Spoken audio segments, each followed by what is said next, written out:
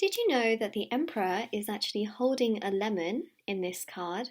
And did you know that in the moon card, the silhouette in the moon, which you also see in my background, actually belongs to none other than the Hermit? Yes, so these are some very interesting secrets and very interesting symbolism in the tarot cards that we do see. And I'm going to be spilling so many more secrets. Oh my gosh, you guys, there are so many secrets in tarot, and I'm so excited to really get into it and to tell you so many more things that you may not have spotted in your own tarot cards. Now, this is very much so based around the Rider-Waite deck, so I do want to mention that, and I just want to mention as well that the cards I'm going to be showing you are the Magic Seer cards, which are actually very, very similar to the Rider-Waite deck, but they're just a lot brighter, and I believe that they also hand paint them themselves as when they're like making them and designing them, so they're a little bit different, of course. But yeah, so I just thought I'd mention that because I get so many so many questions as to like, oh my god, they're so bright, they're so much brighter than like the original deck, and that is because they, well, they just are. So if you guys are interested in them, they are actually my favourite tarot cards. I use them all the time, and you guys know that I'm not, just saying that, because if you look at the edges on these cards, you guys can see just how much I have used these ones. So this is the borderless one. The links for the borderless one, the border version, and there's also like a little pocket sized version as well, which the back looks like that. I'll leave all the links down below. So this is actually the size difference, as you can see. So yeah, I'll leave all the links down below, but I just love the colours. They are so bright and colourful. And so yeah, I just thought I'd let you know which cards they are, because I get so many questions on the cards. That's definitely one of the most significant things. The other thing as well is my Learn Tarot videos will also be down below as well, which actually one of them is my most viewed video. So if you're interested in learning tarot, I'll leave that down below for you as well. And just a few things before we do get started as well, is that if you would like to win a free reading with me, check out the description box below, since I do a giveaway every single month, as I am a tarot reader. And if you would like to purchase a private paid reading, they will be down below as well. They're done within 24 to 48 hours, and they're also available on my website. And the last thing I want to mention is that my website actually has intention manifesting items which I hand make, and a lot of people have seen results of them, so you can check out the 5-star reviews at the bottom of my website or on my Etsy store. Again, everything's linked down below. There's intention manifesting items such as handmade bracelets, necklaces, anklets, pom-poms, tassels. There's also embroidered cards which you can put under your pillow, your wallet, or your purse. I'm trying to like grab one of them to basically show you. As you can see, there's also intention pouches which you can keep around you as well for different areas of your life, be it love, career, evil eye, protection, healing, etc. And there's also crystals, divination coins, charms, pendulums, etc. Everything's meditated with in sage, and everything is linked down below. Alright, so let's get started. I'm sure we are all very intrigued, aren't we, as to what kind of secrets exist in tarot, and boy oh boy are we going to get started. Alright, so we shall begin. Alright, so let's have a first look. Okay, the first thing I really do want to show you though, which I think is actually quite significant and really, really strong, is this. Okay, so I guess it's like a little presentation at the same time. And I really wanted to do it in person rather than just do a video where you see all the slides. Like, I really wanted to interact with you as well, because I wanted to show you parts of my background along with it. So this is an illustration that I found. Now you can actually Google this, right? The Hills of the Heart's Desire. If you Google it, you'll be able to find it. If you type in things like Tarot Village or, Tarot, I don't know, Tarot Town, things like that, you probably won't find it. If you type this in, you'll find this particular map. This map actually is an illustration of tarot, okay, and where tarot is based, from what I have gathered. And then I also found this actually online as well, and someone's actually made this, so let's give them a bit of credit here. And you can actually kind of see where each of the aspects of tarot sort of slots in with the cards. And so if you look here, I mean, maybe get your magnifying glasses out. This is the Tower, and you see it points to the Tower card.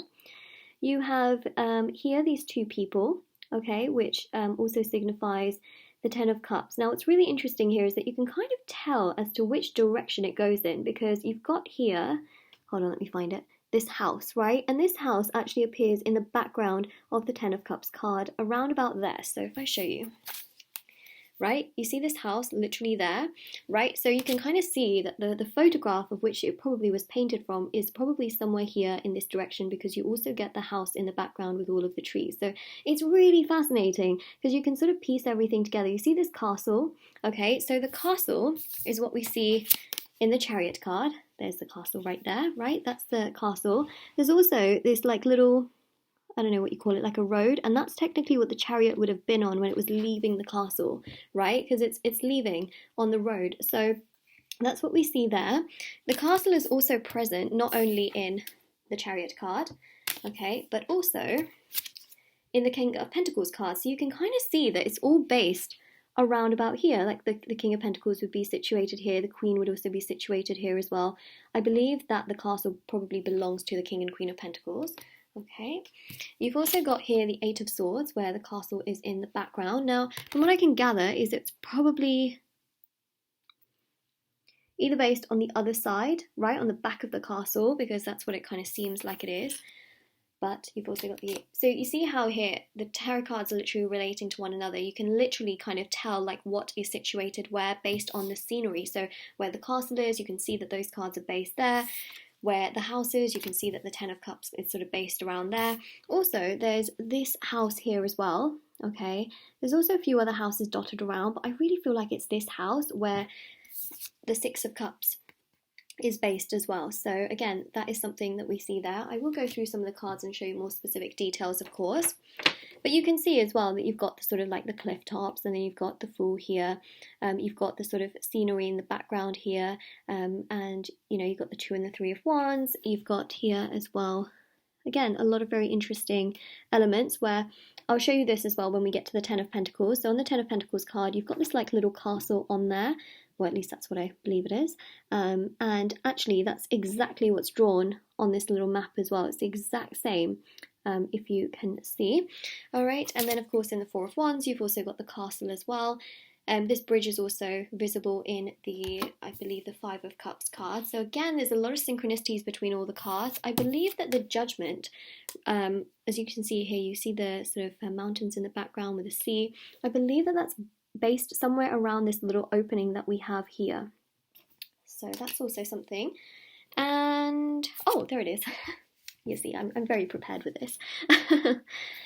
We also have here, of course, the Ten of Pentacles right there, and that's, of course, right there. There's this sort of castle, and that is based right there, as you can see. So I'm guessing that's where the Ten of Pentacles situation is. Estate, property, real estate. That's where it is. So, yes, so in 1903, Pamela Colman Smith painted The Hills of the Heart's Desire.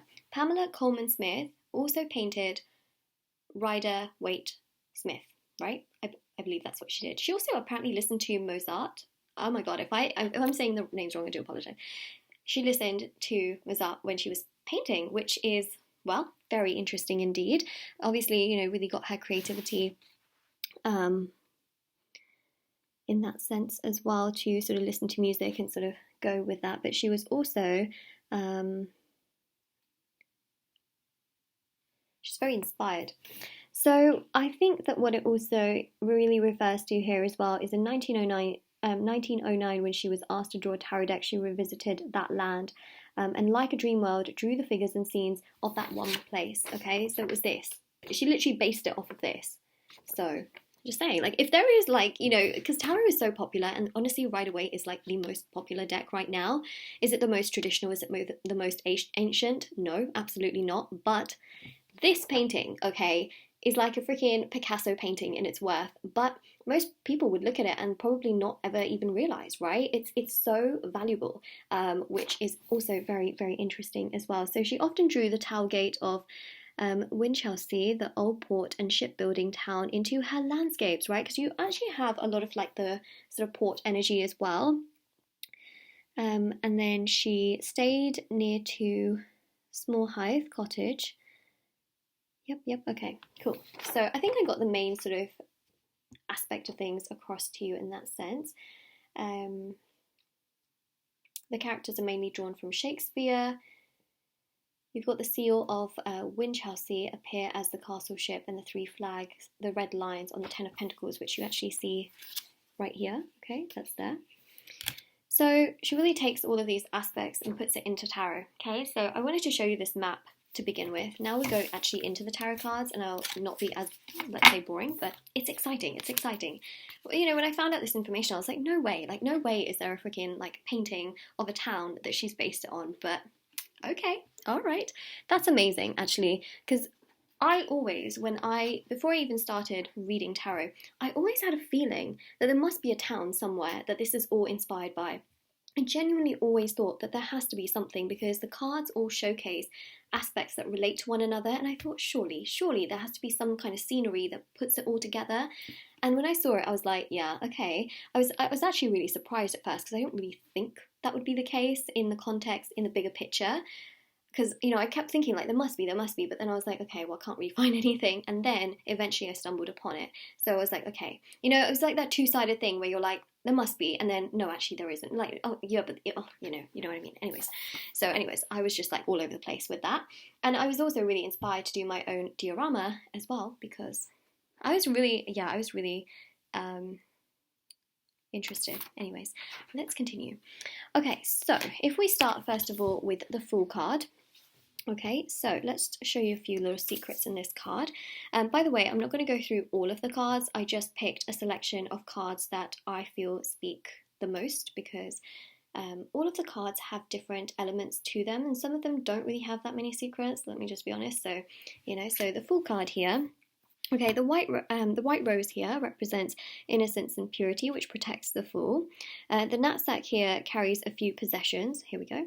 Okay, and it is actually embossed with an eagle, which is a symbol of freedom, which is exactly what the Fool represents as well. The mountains are in the background right here, which is very interesting. Okay, these are the mountains. You know who else is on these mountains? 1 second.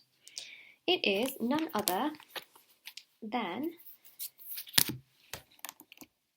if I can find the Hermit, that would be, you know, amazing. But it's the Hermit, okay, and I'll show you actually as we, oh, here we go. I was like, you know, if I don't find the card, then I'll show you as we get to it. So you see these peaks right here, of course it's like snow covered, that's where the Hermit is residing. The Hermit is very much so in the background of the Fool card, like somewhere in the background here. Alright, so that again really just goes to show how the cards are connecting to one another. Okay, so that is what we have there in that regard. Okay, so now we go to the Magician.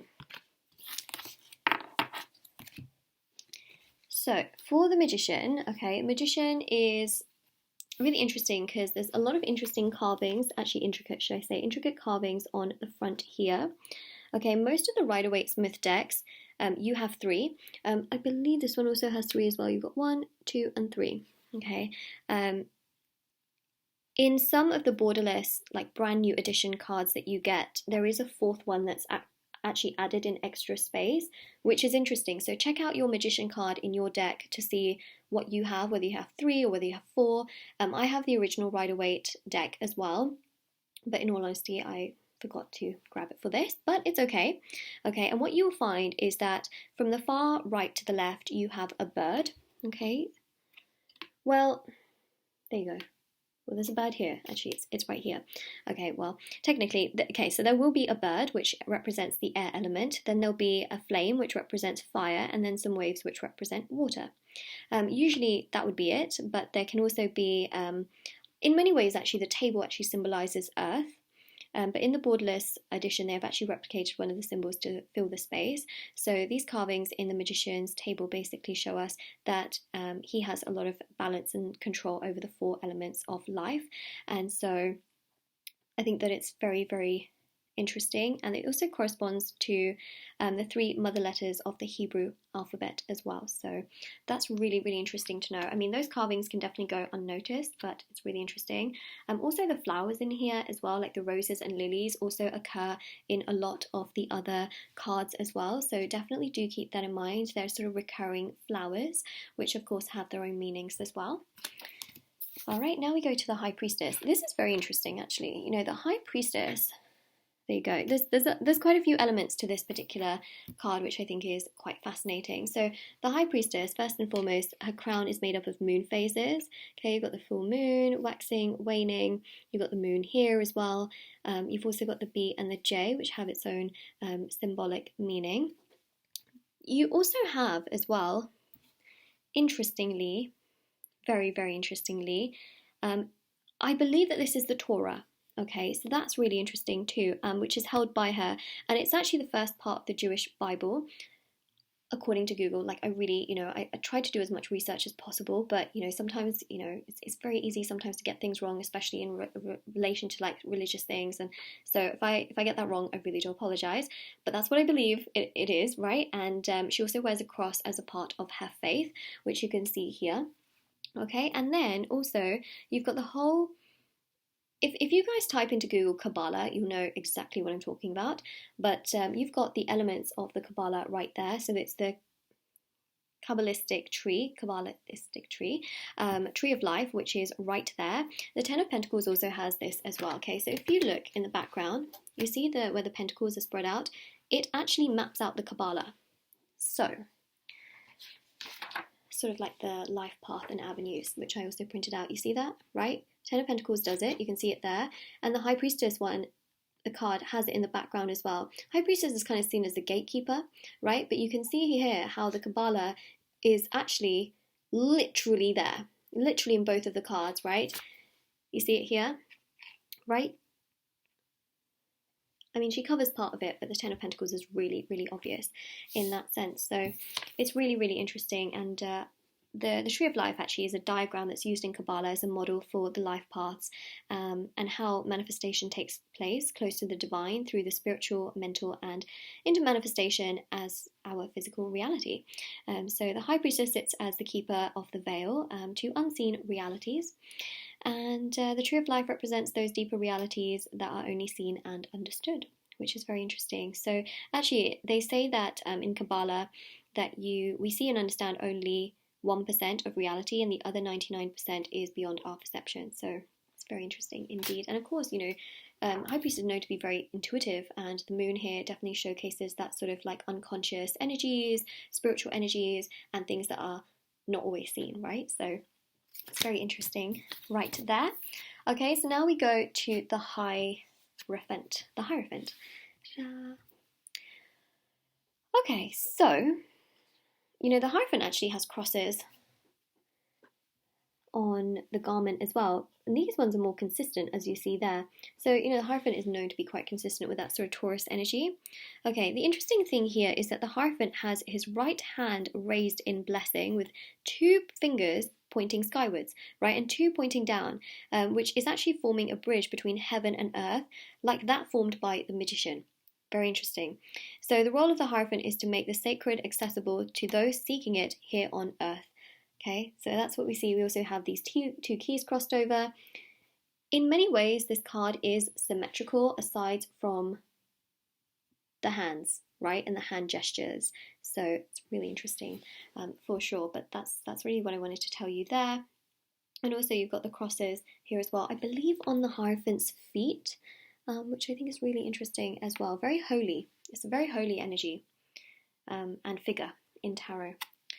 All right, so now we go actually to the Emperor. Dun, dun, dun, dun, dun. Okay, so as I mentioned in the beginning of the video, I genuinely believe that the Emperor is holding a lemon. There's a lot of theories as to what it actually is, but I genuinely believe it's a lemon because, well, I'll tell you. Actually, let me know if you've ever noticed that the Emperor is not wearing a lemon, but holding a lemon. I was going to say wearing a lemon. Did you ever notice that the Emperor was holding a lemon? So not everyone actually agrees that it's a lemon, and a lot of people call it different things, and I really feel here that it definitely has to be a lemon because of the top of it. It really does remind me of one, plus the texture of the lemon, plus also the fact that the lemon really does symbolize something that's very bitter but also purifying, especially as a citrus. It's very much so very, very interesting. You know, it's like detoxifying, but it's also bitter at the same time, but it's actually really good. So, you know what I mean? So I actually don't feel like this is anything bad. It just goes to show that he's not afraid of difficulties and will push through them when necessary to achieve his ends. And actually, it's a very refreshing energy, just like the Aries energy is, right? The Emperor's ruled by Aries, and it's again a very refreshing energy, although it can be quite a punchy energy at the same time, right? Similar to like a lemon. I feel like if Aries was, let's say, a fruit or a vegetable, it would be a freaking lemon. If anyone's an Aries, let me know. Look, I'm an Aries moon, and I feel that, okay? But let me know. Anyways, I'm trying to tell you the secrets of tarot, but you know, my personal opinion does get in the in amidst it sometimes. But that's what I saw there. Let's go to the Chariot now.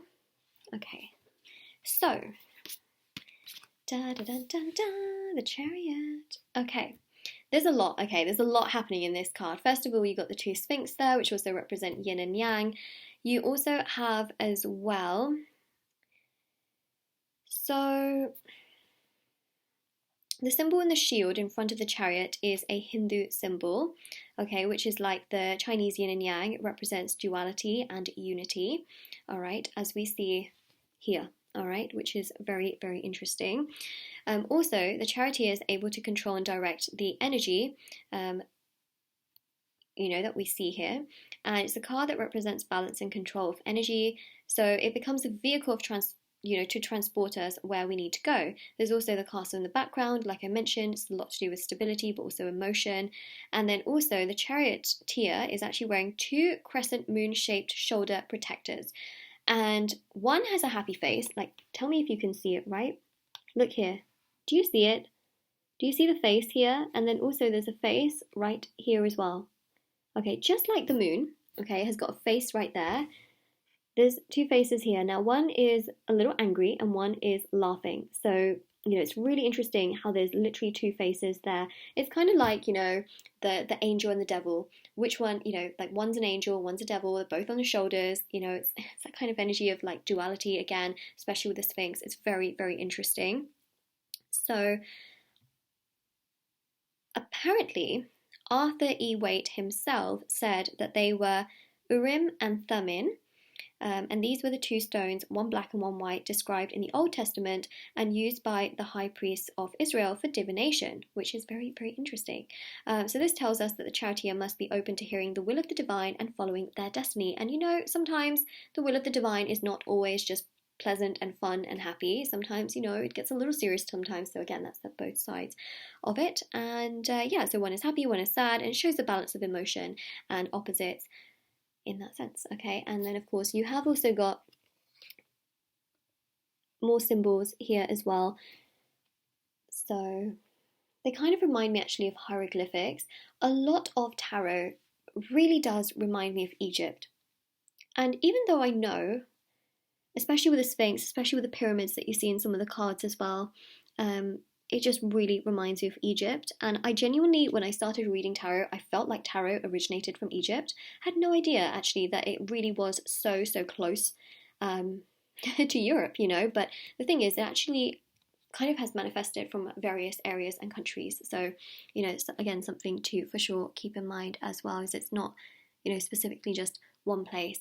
You know, it's got so much history that I feel like it's sort of picked up lots of different aspects along the way.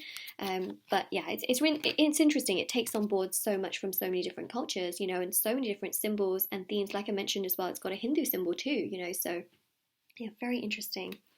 I mean, there's so much to it, you know, and that's the thing. Okay, so now I will show you something really interesting as well. Okay, so who is the man in the moon, right? I mentioned this actually at the beginning. The silhouette is actually the hermit's face, all right, that we see. So it's actually quite easy and simple to pick up. You can quite literally see that it is definitely the hermit's face. And the positioning of the face is actually very reminiscent of the hermit. I don't think that this is an accident at all. Okay, neither do I feel like it's a coincidence. It's definitely done on purpose. The moon is actually number 18 in the major arcana. Okay, and the hermit is number 9, right? Yeah, number 9. Which is interesting, okay, because Number 18, 8 plus 1 equals 9. So I think that sort of puts things together, okay? I really feel like it does. It must do, okay? When I kind of like figured that one out, I was like, okay, that makes a lot of sense. So this is actually very interesting because, you know, the Hermit really represents sort of turning inwards, self-examination, like overthinking, which, like, look, okay, it's there with the Virgo energy. You know, I'm not trying to like bash Virgos or anything. I am one myself, so like, let's just keep the energy real. But it represents that sort of energy of like developing the depth of information that is there. Okay, so yeah, that's what we have there. I thought the numbers bit was very, very interesting for sure. Okay, so next we go to Justice. Yeah, let's go to the Justice card. All right, so there is a white slipper that actually pokes out from underneath, as you can see here. All right, and there's a red robe, which is a sign of the... okay, so basically, I'm not really talking about the red robe here, I'm talking about the slipper, but it's a sign of the impersonal, spiritual, and pure motivation of the force of justice. To see this white slipper, okay, poking out of some really colourful clothing is, again, a sign of sort of like this very pure spiritual energy. We also see that as well with the Hierophant as well, you know, these white slippers sort of poking out the bottom as well from underneath the red robe. So it's really interesting that we do have that. And of course, you know, justice is to do with sort of law and balance and that aspect of things coming together. So it's really powerful vibe and energy. Next we go to the Wheel of Fortune. Wow, this one's got a lot of info, so I hope you are ready. Okay, so this is a card that has so much going on, okay? So much going on. First of all, it's number 10, as you can see here. And the thing about the Wheel of Fortune is that it is, in many ways, so full of everything, okay? It's not an egoistic card, okay? It's ruled by Jupiter, of course, and tens basically showcase a pinnacle. Right, so on the wheel itself you have 8 compass points, which you can see right there. I also have my wheel here. It's like a little replica. Let's not bash my replica skills too much, okay? I really don't do replica stuff, okay? Like, I just painted this, okay? I just thought I would clarify that. You guys like, you always copy everything. So it was just, you know, for the sake of my background. So it has 8 compass points. You can literally see that here, okay? You've got these 8 compass points. This is just bigger, so I just thought I would show you this, right? And then on the 4 cardinal points, you have the 3 primes of alchemy. You have Mercury, okay, which is mind and air. You have salt, which is body and earth. You have sulfur, which is soul and fire. And then you have water, which is feeling. You also have the English letters, which when you read them from clockwise, spell tarot. Right? You see it? This way. Which I'm sure you know. Okay, red anti-clockwise, we get Torah, right? Which I'm sure you can see as well, which is the Jewish book of law. By the way, Torah was also present. I love how these cards are literally just here, like they're literally on the top of my other pile as I'm sort of done with them. It's so perfect, actually. There you go, Torah. Okay, who is holding this Torah right here? It's the High Priestess. Interesting, right? How everything is sort of connecting very, very well. And the letters actually can also be rearranged to spell rota. Okay, so there we go. Rota, which spells, which is wheel in Latin, right? Because this is the Wheel of Fortune. So I think that that's obviously just super, super fascinating, how it means so much. Okay, so I'll show you the card again. And also it can spell the Latin word aurat for speaks and the name of the Egyptian goddess of fertility and love, which is Ator or Hathor. These words have been said to make a sentence translated as the Wheel of Tarot speaks the law of love. All right, so that's, again, really, really interested as well. So yeah, there's just so much, in all honesty, and the letters of this name correspond to the elements as well. Read from right to left, which is Yod, fire equals energy, He, which is air equals planning, Vo, V-A-U, which is water equals force, and He, HEH, which is earth equals form. So in the corners of the card, you have the fixed 4 signs of the zodiac, which again echo the 4 elements. Here, here, here, and here. Okay, and then the Sphinx depicts the dominion of the intellect, so the human head over the body, and its impulses, which is actually the animal aspect, right there, the animal body. Okay, so Kaju rests a sword on his shoulder, as you see here, right, this one here, which basically represents wisdom, okay, wisdom, and is also above the turnings of the wheel. The card is also the 10th in the major arcana, as we spoke about, and therefore is a 1 + 0 = 10, and thus has numerical implications of new beginnings as well. Which actually, you know, the 10s in tarot also showcase a pinnacle, but it showcases rebirth. Like, it's like death and rebirth. It's like, you know, once you get to the pinnacle, you sort of start again. Like, you know, once you get to a destination, it's not the end of the destination, there's a restart, right? And that's quite significant also in journeys as well, is once you get to your destination, that's not the end of things. It's like it begins, you know what I mean? So that's also very, very fascinating. So Wheel of Fortune's got a lot going on. You've also got a snake here as well. You've just got so much symbolism. You've got these books as well, which represent like new chapters and a continuation of a story and progression. Okay, so that is what we have there with the Wheel of Fortune. Now we're going to go to Temperance. This one's really interesting, actually, in so many ways. Okay, so with Temperance, you've got this like triangle right here. So the equilateral triangle is a symbol of balance. Okay, we see that here. It represents perspective.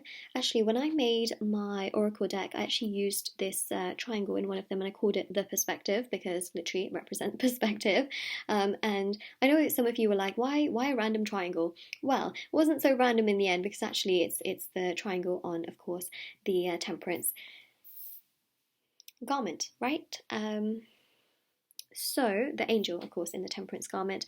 So it's actually, again, a symbol of balance, but one symbol that almost always goes unnoticed, okay, is the tetragrammaton, the 4-lettered name of God, which you see in Hebrew on the chest as well, which again is pretty significant right there, okay?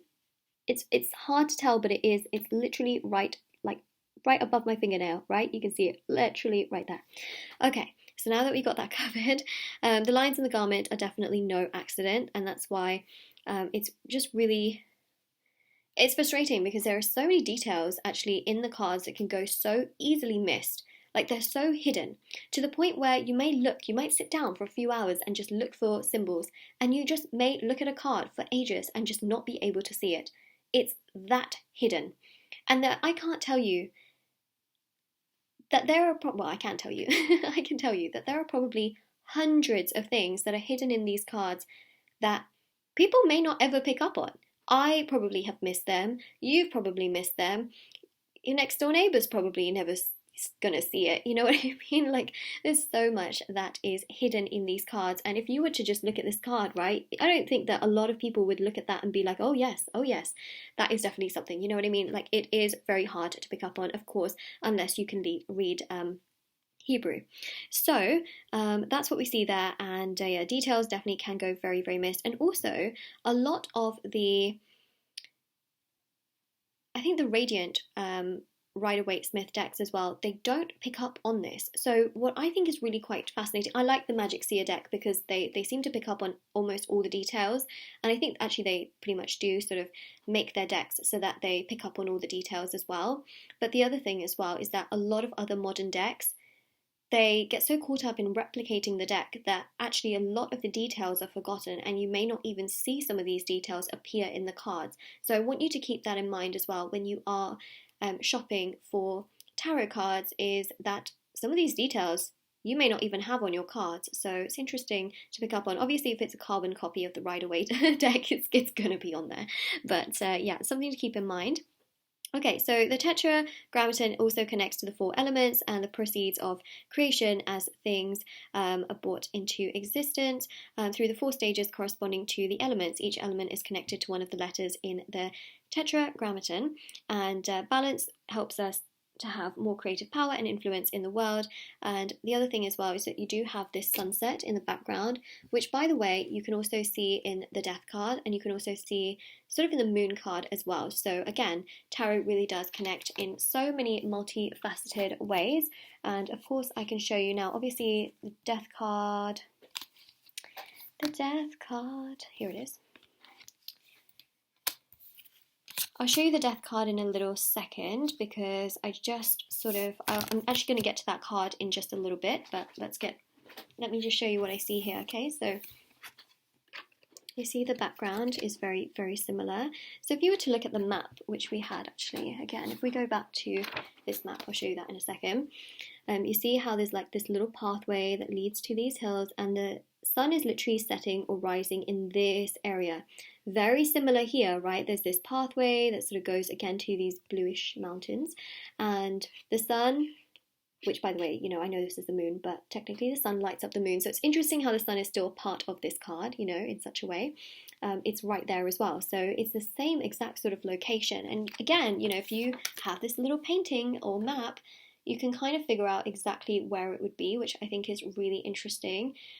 So yeah, it's really fascinating, in all honesty, like how you can kind of pinpoint where everything would be in that sense. I also read somewhere as well that Pamela Colmansworth was actually inspired by a certain town, and that there's an actual town that she based this on, which again, I really need to sort of do a little bit more digging up on, but it could also be as well the town that was mentioned here, which is Winchelsea, right?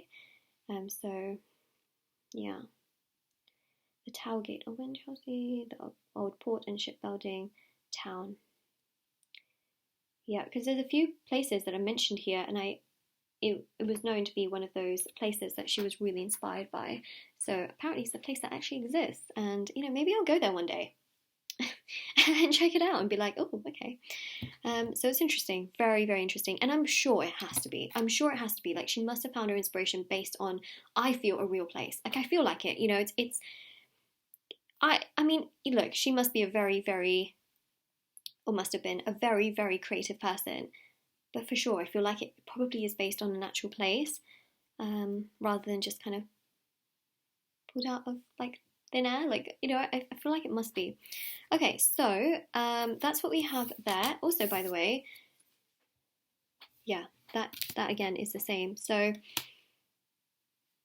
yeah, okay, let's just leave that for a second here. Okay, actually we have two Temperance cards. Let me take away one of them.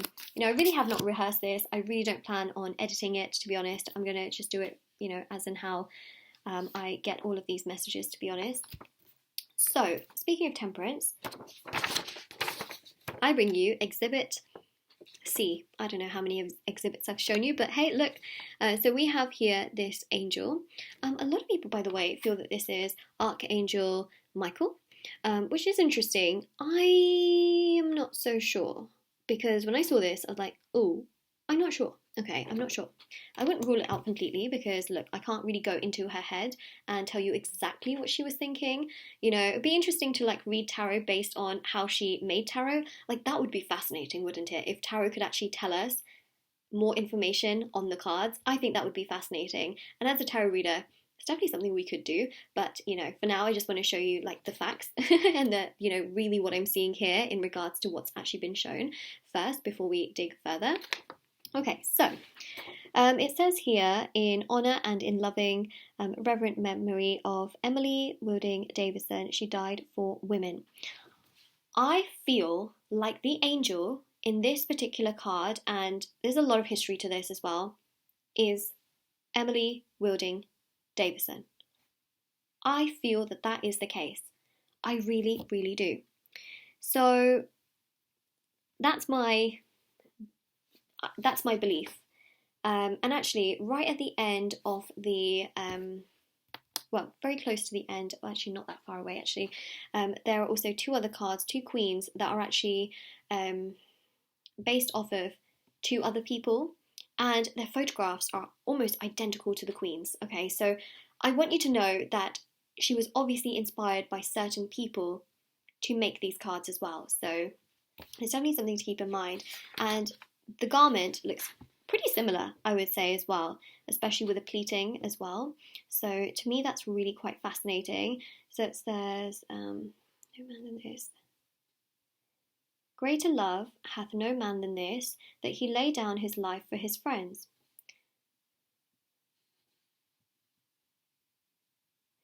She died June 8th, I believe this says 13, but I cannot read that, to be honest. Anyone? Right there. You know, I'm discovering a lot of this, as you probably are as well, okay? I'm not really an expert in this. I say I'm pretty good at tarot, but I mean, you know, finding out a lot of this information and doing it sort of by yourself is quite a... it's quite a thing, okay? If anyone's like a professional, like a pro at this, email me, let me know. I'm so fascinated in reading up about things and learning and just really informing myself on things, you know.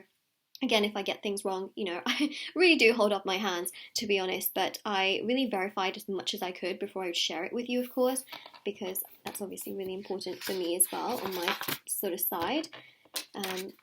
But yeah, that's what I feel, okay? So that's what we have there. Okay, speaking of the Death card, we have it right here. I have little notes as well, as you can see.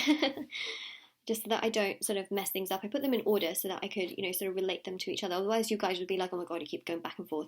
So, Death card. So, in the Death card, you have this background here, which we spoke about, which exists in the Moon and Temperance. Let's see, okay. You see here, like there's this little pathway that sort of leads to where the sun would set and rise. You see another pathway again here as well. And again, look at that. You have a very, very similar pathway, of course, with those two exact same towers that you see here, right? And here. Similarly here, and of course the sun in the background. So all three of these are obviously in relation to that. I think that Temperance is much further away. Of course, here, this is much closer. And then here, I feel like it's very similar, actually, isn't it? But the sun is definitely a lot bigger here, but anyways, it's like this is obviously much closer to the scene. So now when it comes to the Death card, you see this flag that's being held. It is a flower, which, by the way, one second, you see on the Smith-Waite decks, okay, that's the flower here as well. And it's literally on the Death card, which I think is really, really fascinating. And you see again that sort of energy of black and white. The horse has a different coloured eye, which is kind of scary, not gonna lie. But you also have here as well just this energy of just feeling meh. Like everything is just all over the place. The person on it is, I feel like it's a skeleton, so it's dead. But there's also this sense of transformation, like there's still progression, there's still something happening, you know what I mean? So the other thing as well is that it's very, very highly rumoured that in this card there is a doorway to the underworld, which is interesting because, again, death and rebirth, right? It would make sense that they do put that in somewhere. I mean, I would think that makes sense. And that's a reminder that the process of death itself is a portal to new forms of life and being, which I also really do believe as well. And it's really interesting because what you have here in the cards is this little arrow. Does anyone see this little arrow? This little arrow. And you've also got this ship as well. And to me, I feel like this really does signify that there is this portal to somewhere else. So I just feel like that arrow has some kind of significance, and it's really interesting how you've got sort of all these people at the bottom there as well. Yet there's still something happening here, you know. It's not like death is literally someone just like lying there, you know, lifeless. It's not that card, like the Ten of Swords, right? There's a person literally just lying there with swords in their back. That is not the Death card, which again is something very, very interesting. So now that we've spoken about death, we can talk about judgment. Okay, so judgment. So the cross of the St. George is a red Greek star cross. You can see that right here. Do you know what, you guys, this can sound really, really funny, but it really, honestly, I just look at it and I automatically see the flag of England, to be honest, you know, so that's what I see in my mind. And of course, it says all the arms are equal length on a white field. Saint George was popular amongst crusaders because of his reputation as a warrior saint. You've also got an angel at the top there as well. Saint George was actually adopted as a patron saint of Genoa, and the Genoa flag is depicted St. George and the Dragon. The Red Cross was used alongside this and is possibly one of the reasons why it became associated with the saint. With the development of heraldry, many artists depicted St. George wearing a red cross on his shield. So St. George actually represents honour, bravery, chivalry and victory.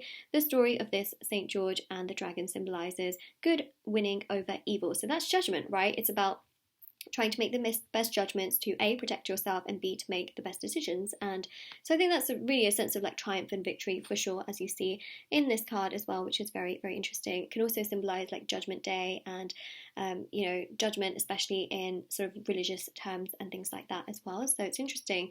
The card itself is ruled by Pluto and Scorpio, so again, it's to do with transformation. Interesting, isn't it? Interesting how it's related by those two signs, or ruled by those two signs. Next we go to the King of Wands. Ta-da! Okay, so the King of Wands, okay, there are salamanders that actually appear in the King, Knight and the Page of Wands cards, which we see, okay, only the Queen has no salamander. So the King not only has this little companion, but the reptile appears again on his throne, okay? So we're talking about this little thingy here. And also printed on the garment as well. And I'll show you actually how it's printed more so on the garment as well later on as I get to the Knight of Wands as well, because it definitely is, because the Knight and the King share a very similar garment. So salamanders are associated with fire, and specifically the element of fire. Fire is an energy, not just a physical fire, right? It was reputed that salamanders exude a milky substance when frightened, which makes its skin moist, gave rise to the idea that the salamander could withstand any heat and even put out fires. Okay, so in the Talmud, it is described as a creature of fire, and smearing one itself in blood was said to offer immunity to flames. It makes sense, right? Because we see these embodiments of fire element in the court cards of the wands. The queen does not have one, right? So that kind of suggests that her court position combines with the fire element in a different way, and she embodies the fire element differently. So something to keep in mind, but really interesting how you have that. Such a small symbol, so big of an impact. That's tarot basically in a nutshell. If there was like a slogan for tarot cards, so small yet so powerful. Well, tarot cards themselves are not so small, but oh my goodness, the impact of these cards, right? The reach that these cards have, the amount of impact that it has on one's emotions and thoughts and worries and queries is huge. Okay, so anyways, Two of Pentacles. So sideways, like this, well actually like this as well, or like this, it's the infinity sign. Well actually it can also be the number 8 as well, so you know, keep that in mind. There's a lot of cards that have this particular infinity symbol. So you've got, for example, the Magician, you've got the Strength card, the World card as well. All of these cards show huge potential. So yeah, infinity symbol also in the Two of Pentacles here as well, which I think is really interesting. You also have the rocky, sort of the ship in the background as well, which also showcases balance and duality as well, with sort of like the ups and downs of the waves. So that's what we have there. So infinity symbol is obviously very, very powerful because it kind of showcases this sort of like flow and balance, give and take, but also it's also known to be a very lucky number as well.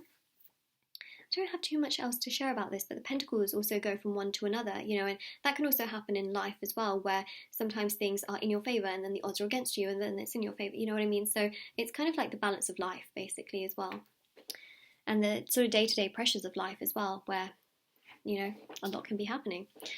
Okay, so now we go to the Five of Pentacles, which actually I really liked recreating in this little church here. So this is actually a real church, by the way. Well, no, it's not a real church, but it is actually like a made church. You know what I mean? Like this is made and painted, if that makes any sense. That being said, I just painted it, right? But it's like an actual thing. I know a lot of people actually look at my background and say, is it actually is it just a picture and then you just like put it? It's actually items, like objects. That's what I'm trying to say. It's like, it's real. But it's not a real church, you know what I mean? Like you can't go in there and actually pray. Like, anyways. I feel like the way I phrased that just sounded so bizarre, but you know, I didn't want you to feel like, wait, what? It's like a real church? What are you on about? Okay, so the Five of Pentacles. The Five of Pentacles really does showcase, well, it's a church, okay? It's known to be a church. You've got the stained glass windows, but it's actually a very sad depiction. And there is there's like what do you call it? Hold on a second. There's like a bell right there, okay, that's being hung around the neck of this person. This person obviously is having some problems being able to walk, like there's definitely some health problems and some issues there for sure. And they've got a bell hung around, and you've got this person basically on crutches. Now, it says here that those with leprosy used to carry a bell to warn others of their approach. However, it could also be used as a call for charity. So the small detail highlights that it's not just lack of money we deal with in poverty, but also the stigma and pity that accompanies it. So that's something that is quite interesting. I mean, it's like something that you may not necessarily even be able to see straight away, but it is definitely there. Definitely. Very interesting. But also kind of sad, right? Really sad. Okay, you know what else is not so great? I mean, it's like chalk and cheese. I just described poverty, which is completely different. But the other thing as well is my battery's running out and I need to charge it. So 1 second, okay? I'm not going anywhere. It would be sad to lose a video like this, especially if the charger didn't work, which it is not. Oh my goodness, what is happening today? Oh my goodness, wow. Like that is not the kind of technical difficulty that I need today. Okay, whew. I put it in again and it was okay, oh my gosh, okay. All right, so we have got the Nine of Pentacles. Okay, so we're going to talk a little bit about this snail right here. How many of you have seen this little snail? And also, the garment here is based off of flowers, which is really interesting as well. And it's also a singular flower. Okay, the Nine of Pentacles is a very singular card, very independent, very strong, very confident. You see this tree standing up by itself? Yes. You see this tree standing up by itself? Yes. What do you have in the background here? Ooh, is that a castle? It definitely is, because it's got this sort of like top to it. To me, that represents the castle that we see, the main one, of course, in all of the other cards as well. And yeah, you've got this one person standing here, very confident, very tall. You've got a snail, a lot of independent energies. Okay, so the snail shows consistent and gradual progress. This abundance is not the result of luck, nor did it happen overnight, right? It was slow and steady progress. And then the hood on the black hawk, right here, shows that there has been an intense need to focus, blocking distractions from one's vision. There is also an element of sacrifice and captivity, with one sacrificing their time to pursue the material outcome. Okay, and that is what we see right there. It's a very interesting card because it's got so much going on, for sure. Okay, so let me just describe in these three cards the fact that there are three cards in tarot which have scales in them, okay? And the two that you may probably very well know of is that Justice. Of course, Justice has scales because of Libra energy, so you know. And then the other one is so you've got Justice, okay, with the scales right there, literally where my thumb is, here. You've got the Six of Pentacles with the scales right here as well. And these are both held by the left hand. Okay, and both of the cards are held by the left hand. Interestingly enough, the Ten of Pentacles also has a scale, although it's hidden. It really is hidden, and it is right here, but this time it is on the other side, which is very, very interesting. Again, completely hidden, but there it is. Okay, so yeah, really fascinating actually how that is, but there you go. Those are three cards that have the scales, and one of them is fully hidden. So that is what we have there. Now let's go to the Queen of Pentacles. Okay, so near the bottom of the feet, actually, more so like in the corner of the card right there, you may see that there is sort of like a camouflaged rabbit, and this rabbit on the court card represents fertility, nurturing, family, procreation, abundance, and comfort, which again is very, very fascinating. And again, you've got all of these sort of like leaves and flowers all over the card, which is very fascinating as well. It's everywhere. So that's what we have right there. Okay, that's hidden little rabbit. Some of the newer versions of tarot have like turkeys, and what else did I see? I know Trip and White has a turkey there. There's like, I'm not going to say random because they've obviously sort of come up with their own interpretations, but like a lot of other animals, let's just say. And when you kind of think of the meaning of it, rabbit makes so much sense, right, with fertility and things like that. But yeah, I think once you understand and learn the symbolism that exists in tarot, it's really hard, I think, sometimes to make a deck which is so far away from that notion, because then sometimes it doesn't really make as much sense anymore because of the nature of it, you know what I mean? So yeah, anyways, that's what we have there. Now we go to the King of Pentacles. So, King of Pentacles.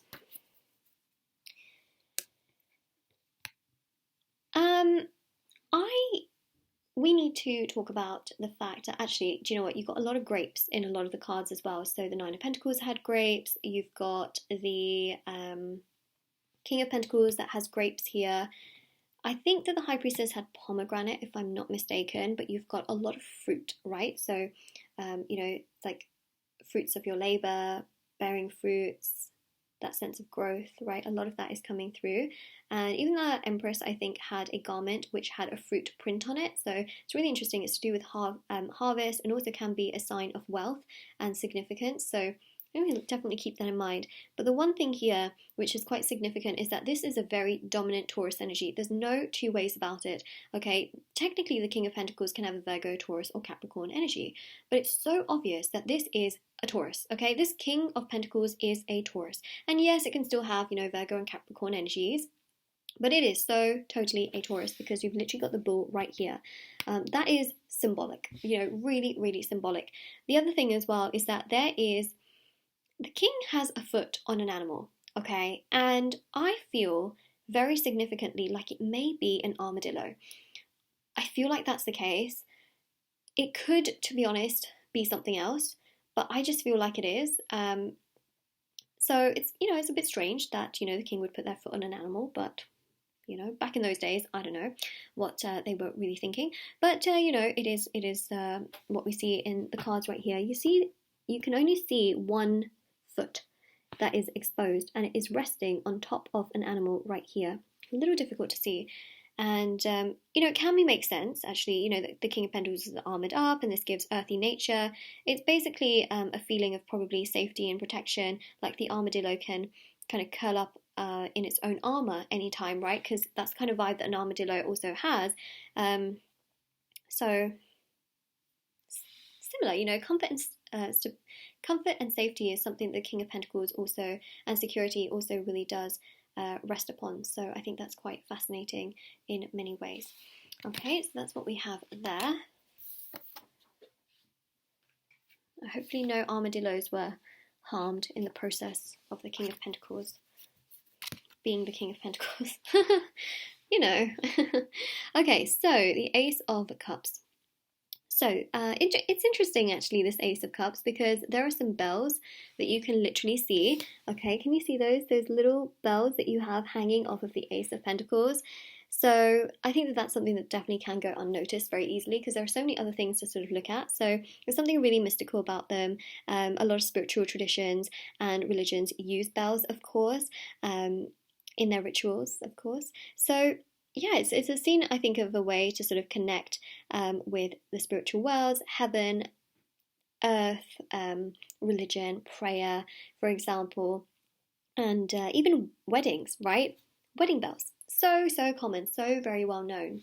And also a sort of symbolism of being, I guess, notified as well. Actually, you know, these days as well, especially with social media, you see the bell icon almost everywhere. You see it on YouTube. You know, by the way, this is a great chance for me to sort of redirect some of that energy and say, hey, if you want to subscribe, don't forget to subscribe and click that little bell icon next to the subscribe button. But you see the bells everywhere. You see it on social media. you know, it's a way of being notified, and it has so much symbolic meaning. So you've got the bells and the Ace of Cups there, and then of course they may also symbolize peace, and it really just represents here it's sort of clearing the atmosphere of negative energy. The white dove representing the whole spirit. It reiterates the connection to peace and joy in the cards, which I think is really beautiful. And it's, you know, it's an overflowing cup, like it just does not end. It's super, super abundant in its way. Okay, next we go to the Two of Cups. So the Two of Cups here is pretty fascinating because this really does go to show that it's a good time to reflect on relationships. The Two of Cups has a, I'm going to say this really wrong, so I do apologise, Aquarius, yeah, in the background for a reason. It's pointing us towards emotionally supportive relationships that help us to grow and heal. So this is a symbol actually that's used actually often used to represent the medical profession, but beyond healing, it is the Kundalini energy rising through the two energy channels of Ida and Pingala, and that coil up the spine and enliven the chakras. So it actually represents energy moving towards higher purposes as we evolve, and also healthy relationships that facilitate this, and us, I guess, in many ways. So that's really interesting that you do have this symbol, especially if you type that in to Google. It's really very well known. Next we go to the Five of Cups. This one's fascinating. Okay, so in the Four of Wands card, you do have this very, very similar bridge. So something to keep in mind. Have you ever noticed that there are some liquids pouring out of these cups? One is sort of greenish, although in another deck it looked blue. So keep that in mind. And then this is definitely red. So I actually do feel like, I mean, it's very green, right? It's pretty heavily green. So in another deck it was blue, and that really made me sort of think of sort of blood and water. You know how people say like, oh, blood is thicker than water, but they can both be pretty messy if they spill, right? But both can be very painful as well. And then of course, you know, same with the sort of polars of a magnet, like the red and the blue, right? But it's green. So to me, I just feel like this can also be kind of elements as well, very much so. I mean, the red could be passion and drive, and the drive of fire, the fire element, and again, the water of the blue element.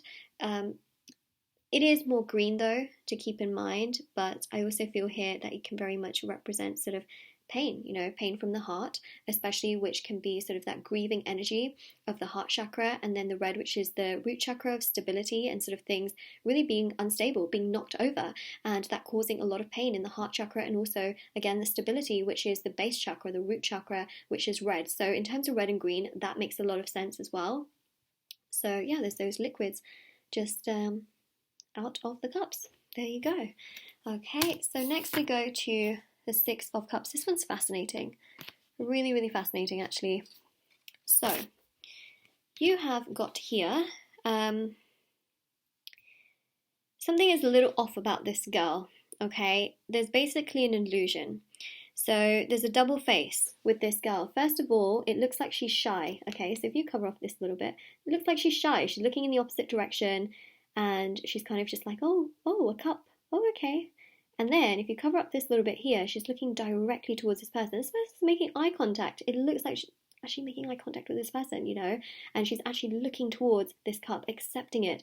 But here, it's like, no, I just can't. You know, it's like it's a proper illusion, which is really, really interesting. So there's a double face basically in the hair of this girl, and also her gloves, you know, it's a bit of like an interesting, like that glove just seems to be placed in a very interesting way, body language wise, where it almost seems like it's keeping her from directly connecting with the cup being offered to her, which is interesting. And also, has anyone else noticed that there is an armed guard right here, literally with like this weapon thing? So why this armed guard? You know what I mean? Like, is there a level of protection that is happening here, or necessary, or needed? You know, are these literally children and they're being protected? They definitely appear to be safe. That's one thing that I will say here. But it's very interesting. Like, would they be able to leave? Like, what's going on? Like, are they sort of hiding? Like, what? You know, as in obviously there's a guard there, but like, is it, you know, maybe something that they shouldn't be doing? You know what I mean? Like, I have a lot of questions. if Pamela Coleman-Smith could just, talk to me, I would be, really, I'd be like asking her so many questions. But it's really interesting. It's very fascinating that you've got that sort of illusion, because honestly, tarot and illusions, yeah. It's like, yes, please, we'll take them all. We will. Okay, so Seven of Cups is fascinating as well. So have you ever noticed that, okay, well, all of the cups have like items inside of them. It's all great, like there's a lot going on, yes. But have you noticed that one of these cups has actually got a skull on it? So the wreath that you see here, it's all fine and everything, but then it's got this literal skull, like that is a skull, okay?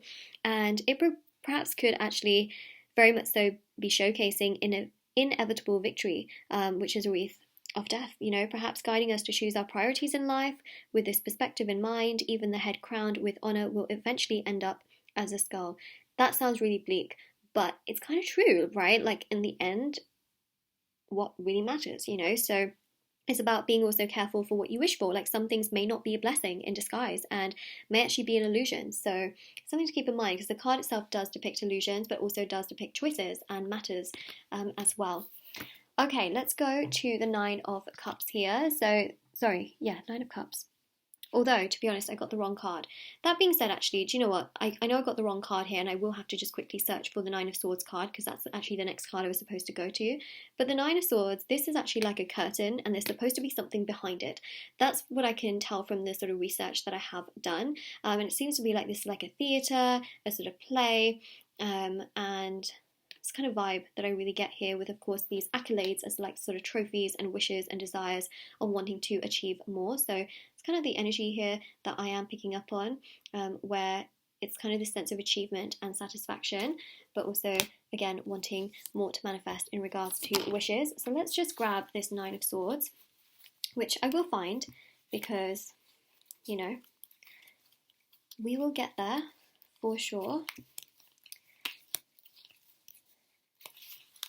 I'd love to know like which secret, actually, yeah, since you're waiting for me to sort of get this card out, let me know which secret you are absolutely the most drawn to. Like you just thought to yourself, whoa, like I never believed that. There's so many that you're probably looking at thinking like, no way, like I never thought that is, the case. But I mean, here we are, you know what I mean? So it's definitely quite a fascinating thing for sure, and it's very, very unique for sure. So there we go, found the Nine of Swords. Okay, so yeah, let me know in the comment section below which one you've just been so shocked and surprised by, and how you may not look at tarot the same again, because every time you look at the card you may think of this little secret. Okay, so the Nine of Swords is fascinating. So the blanket actually has zodiac symbols all over it, if you guys can see this. Okay, so you see here and here and here, it's like the Gemini symbol, right? And here and here and here and here and here and here and here. All the blue basically has got the zodiac symbols embroidered. So how can one person sleep with the whole universe weighing down on them? Genuine question, right? The Nine of Swords is about worry, stress, everything being on the shoulders and in the head of one person. How the hell can you sleep when you have the entire universe weighing down on you in the form of a blanket? It's a lot to deal with, and that is extremely symbolic. The other thing as well is that there's this wooden carving at the bottom of the bed, right, where you've literally got sort of this fight scene being depicted with one person being knocked down, as you can see, and sort of being very vulnerable, and another person fighting them. You can literally see that right there. By the way, if anyone's wondering what the signature here is, it's available in all of the cards. Well, not available, it's painted on to every single one of the cards. This is the signature of Pamela Coleman-Smith. So just in case you're wondering, like, what the hell does that even mean? It's in all of the cards, as you can see here. I thought I might as well explain that now. It's her signature, so that you know that she did this work.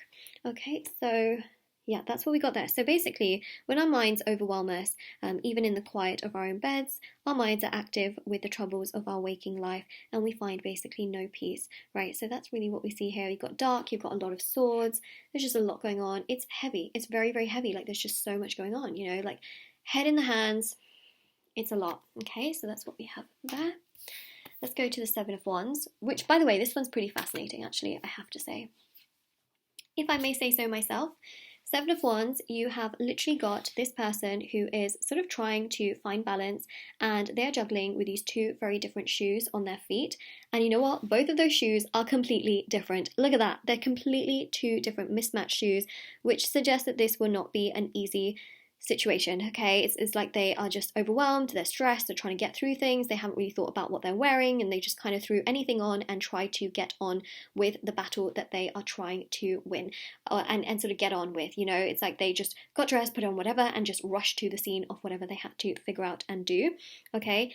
I feel like this person's definitely very overwhelmed and has mistakenly maybe put the wrong shoes on, but not maybe recognized or realized, or has just been in a rush. So it can also symbolize that this person's trying to play multiple roles and struggling to do so. But either ways, it goes to the shoes definitely showcase some insight into the nature of the situation and what can also be depicted in the cards. Especially if you guys ever pick this card, you can be like, whoa, okay, like there's a lot going on here, you know? All right, now we go. So this is what I wanted to show you actually with the two queens. All right. So put this here, okay. I'll show you in a second. I know you can't see it from where you are right now. It's okay, I'll show you. So let's talk about the Queen of Swords first, okay? So the Queen of Swords, ooh, is she powerful? Okay, so crown is made up of butterflies, which you can see here, right? You also have a butterfly present on her throne. Butterflies indicate transformation, you know, going from a caterpillar to a butterfly symbolizes freedom, strength, willpower, and like a lot of agility. The other thing as well is it's about freedom of flight, and you see this one bird, this singular bird, flying, you know, flying by itself and having its freedom and strength. The other thing as well that we see here is the prayer beads, okay? So the Queen of Swords is wearing prayer beads on her hand. She has belief, she has faith in herself, she is protecting herself as well in many ways, because, you know, oftentimes when people wear prayer beads or they do it, they're also doing it for protection and for themselves and, you know, things like that. So of course it is a form of protection, but also a sense of freedom and just really having a lot of strength and boundaries and a lot of confidence, okay? Free flight. Independence. That's the Queen of Swords. Very independent. And then you've got here the Queen of Wands. So the Queen of Wands has a cat right by her feet. Interestingly enough, cats have a lot of personality, as we all probably know, but the cat energy is also very strong with the fire energy, right? Because the cat is also the lion, and we know the lion is also Leo, and you know, it's really interesting actually because the cat symbolizes that the Queen of Wands has her own personality. She likes to do her own thing. She very much so is someone who holds her own flower, is a symbol of growth and again fertility and progression. Throne has also got, I believe, cats, you know, different types of cats. Also, you've got like this sort of, I guess, coat of arms where you've got literally the cats as well there. And it's just really fascinating how that is the case. And you've also got the pyramids there, which represents the fire energy. So fire, growth, and yeah, cats, lots of cats, you know, fire energy. Okay, the other thing as well is that they are very much so, if you look at the cards here, actually, do you know what? I could literally just show you the picture because it's got the cards on there. They are inspired by these two people right here. So you can see that they're very, very similar. Very, very similar. Okay, so Ellen Terry as Lady Macbeth, okay, for the Queen of Swords, as we see here. Okay, and then Eddie Gregg and Snuffles as the Queen of Wands, as you see here. Okay, so yeah, Pamela Coleman-Smith took inspiration for much of the scenery in tarot from her time with the Lyceum Theatre. So remember with the Nine of Cups, I mentioned that when I look at that card, I do think of like theatre and like the curtains, you know what I mean? So she's taken a lot of her inspiration from there, which again makes a lot of sense. She was inspired by costuming, colour and movement. Many of the cards capture the magic and illusion of a stage play. So yeah, keep that in mind as well. So her close friends Ellen Terry and her daughter Eddie Craig were particularly influential. So Ellen Terry's Lady Macbeth and her Doris likely inspired the Queen of Swords. Okay, as we see here, like bold personalities, bold characters, of course, and of course Eddie Craig and her cat Snuffles. Okay, Snuffles the cat can be seen in the Queen of Wands. So again, very, very sort of precious elements Gosh, every time, okay, I'm going to pull this card, I'm just going to remember Snuffles the cat. And some of you will be like, what? Well, especially people that haven't watched this video will be like, what are you even on about? Like, you're so ridiculous. And I'll be like, well, Pamela Coleman Smith said it was Snuffles the cat, so it is Snuffles the cat, okay? We can get sassy with tarot sometimes, you know? Okay, so that is what we have there. So the last few cards that we have, trust me, we are getting to the bottom of things for sure. So like I mentioned as well, with the Knight of Wands, you have got here, of course, very similar garment as the King of Wands wears, with, of course, the salamanders all over it. So again, that's the sort of fiery energy as we see right there. Okay, and yeah, the Knight is definitely taking off. And, you know, again, this garment is on top of their armor. So yeah, keep that in mind as well. It's part of their distinct identity, the salamanders. Apart from the Queen of Wands, she's on another level altogether. Then you have got here the Star card. So, by the way, with the Star card, you have got here, which, by the way, is really interesting. You've got the bird in the background, which actually I've covered with my finger. You see this bird? So free. So free. You see this woman? So free. She's open. I mean, she's not wearing anything, but, you know, it's a sense of freedom. It's a sense of being yourself, you know, and sort of spreading your wings, I guess. Spreading your body, I don't know, you know, like she's just doing what she wants to do. Free-flowing water, and again, it's just being poured and it's just going wherever it wants to go. It's not being poured in a specific direction or a specific way that has to go a certain way, you know. Everything is free-flowing in every direction. Things are just allowed to happen. The stars are just aligned in whatever direction they want to be aligned in. It's a sense of freedom, you know, and a sense of healing and a sense of just letting things be, which is exactly what this card is about, especially with a bird. You know, the bird is just like, yeah, I'm free. What you gonna do about it? It's really beautiful. I love seeing that bird just sort of like, yeah, you know. Okay, so next we go to the, oh, this is interesting. I feel like that I've said that about everything and you guys are gonna be like, what? Okay, so here we go. Actually, you know what? The Ten of Pentacles also has this in it as well. But I'm sure you've seen that card so much now throughout the reading. So you got a lot of archways in tarot, okay? You got a lot of archways here as well. Here, also in the Ten of Pentacles card, you've got a big archway. So the archways represent initiation and opportunities, which, yeah, let's be honest, that's exactly what the cards here showcase, right? Initiation, opportunities, and even the Four of Wands sort of has that archway as well, right, with the wands. And of course, it showcases things coming to you. So, you know, there's a real sense of happiness and joy, and again, opportunity being pushed towards you. So the archways are great, you know, again, initiation. So when you see, yeah, even here as well, when you see the archways, it's quite a progressive and beautiful energy in that sense. And then finally, I mean, maybe we shouldn't have finished this entire video on this card, but let's do it, you know, why not? We're not going to be afraid of you. Seven of Swords. Seven of Swords. Okay, so the Seven of Swords here shows this person kind of like running off with 5 swords and leaving 2 behind. But look, this person is literally looking at these 2 swords like, if only I wish I could take those ones with me as well, you know? It's like they're never satisfied. This person is just never satisfied. They'll do whatever they want, whenever they want, however they want. Like, they will literally try and get away with more than they can, okay? It's like, I want to have my cake, but I also want to eat it as well. It's that vibe. In the background, you've literally got a circus, okay? So that depicts the entire energy that we see here. This person is a fool, really. I mean, you've got a circus. It basically showcases deceit, stealing, cheating, you know, getting away with things. It's just a clownish energy, and in all honesty, it's just super, super foolish in all aspects. Like, they feel like they're going to get away with it, but hey, look, someone's obviously painted them. But yeah, you know, it's like, I just want to take those as well, but this is never enough, you know, it's that kind of vibe. So yeah, you've literally got the circus tents in the background here, which literally represents the scenery for it, which I think is pretty fascinating in itself for sure. So that is what we have. Oh, also, remember I kept talking about those blue mountains as well? You've literally got the blue mountains in the background of the Ace of Pentacles as well. So yeah, that's interesting, especially for the map that we saw before as well of the tarot Hills of the Heart Desire. So yeah, that is what we have. Those are some of the secrets that I have picked up on over the course of time with tarot, and I decided to make a video on it because it was so highly requested, in all honesty. I remember I mentioned it once in one of my readings, and a lot of you wanted me to do it, and it's taken a while, okay, to put it together, so I do apologize for the delay, but here we are, and I hope you really enjoyed it. Let me know if you have any secrets that maybe nobody else knows about. Let me know in the comment section below.